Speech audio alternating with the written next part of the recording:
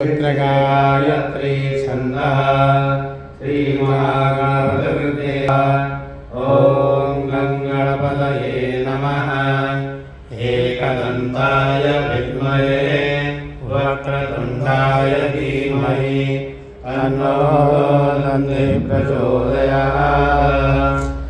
एकदन्तं चतुर्हस्तं पाशमङ्कुशधारिणं वरदं हस्ते बिभ्राणां मूषा रक्तं लम्बोदरं सूपकर्णकं रक्तवासं रक्तगन्धानुलिप्ताङ्गं रक्तपुष्पैस्तुपूजितं भक्त्यानुकम्पिलं देवं जगत्कारणमच्युतम् आविर्भूतं च सृष्ट्या लोककृते पुरुषात् परम् एवं ध्यायति यो नित्यं स योगी योगिनां वरः।